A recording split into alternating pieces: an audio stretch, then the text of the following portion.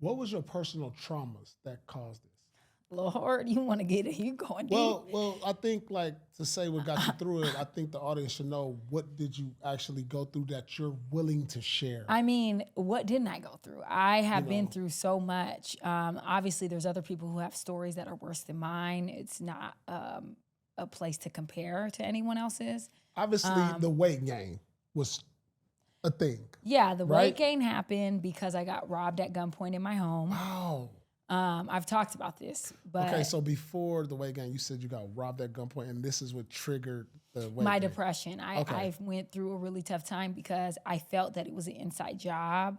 I had no idea what happened, but these people had followed me. They already knew how to get into my place. I lived in a very nice place.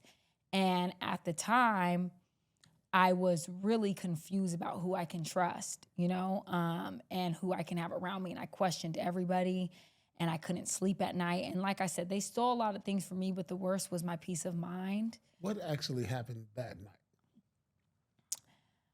I So that night, I was at my house, chilling, knocked out, went to sleep. And when I went to sleep, I woke up. I have I have really bad sleep. I have panic attacks in my sleep ever since I was 20 years old, just based off of like my trauma. I wake up screaming. I don't always remember, but I know that I have like, was you 280 then? when I woke up screaming, Yeah. no. Okay, it wasn't 280. I started waking up screaming at 20. I only was 280 for about a year of my life. I think people are confused by that. I was not big my whole life. They're like, oh, she was always a big girl. She never, no, I was very small up until that point.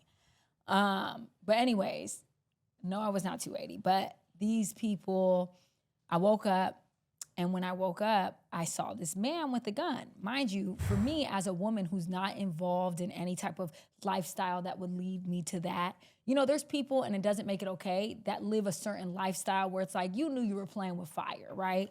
Me personally, I didn't live that type of lifestyle. So as a young woman who was maybe 28 at the time, I lived in my own place. I had a 3-bedroom, like nice place in Larchmont Village. And this man, I woke up and I saw this man. Mind you, this is like one of my worst nightmares. So I think I'm like tripping. So I go back to sleep. Before you continue, you said you didn't leave a lifestyle that could lead to this. Yeah. But didn't you tell me you worked in a dispensary? Yeah, I did though. But it wasn't like you're right.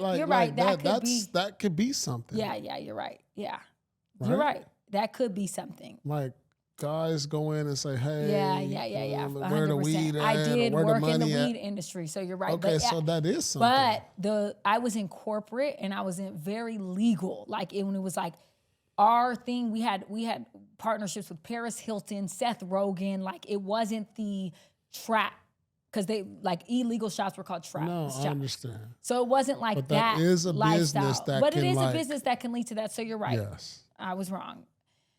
But when I say that, I just mean like I wasn't into like this dark lifestyle of like being outside and being around these people or being around certain crowds. You know what I mean? I lived a very like go to work. Like even though it's a weed industry, it's legalized and it was very like go to your job, come home, But anyways, I woke up, I see this man, I go back to sleep because I think I'm tripping. That pissed him off. So he like dragged me out the bed, pulled me by my hair, was like, bitch, wake up, da-da-da-da. And he was just like, I'm not gonna leave here with nothing. Like I have nothing to lose. And he had the gun to my head. I could feel the gun on my head, and I was just like, okay. And, I had a safe with some stuff in it. And I gave it to him. I was like, 1 second. I so happened to pull my safe out and have it on my bathroom counter. And I gave it to him. And he looked at it. And then, like, there was 2 other guys running around my place. My nephew at the time was living with me. Thank God he was not there. He was out of town, but he had like Montclair jackets and this and that. So they like went and they stole all my shoes, all my purses. Like till this day, I only have like 2 designer purses because they stole all my stuff. And I was like, you know what?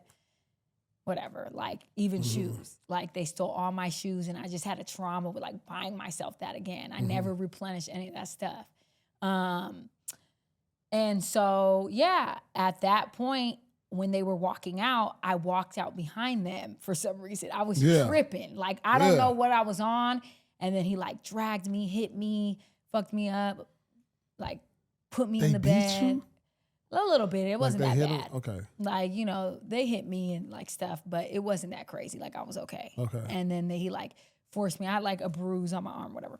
Forced me back into the bed. Some uncomfortable stuff. And then that was it. They left. And then at that point, I didn't even call the police first.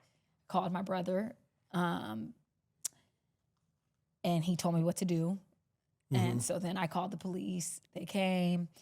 And then they never did anything. Damn. They came to take fingerprints. And then after that, they called me one time. And their question was, what was going through your head when the gun was to your head?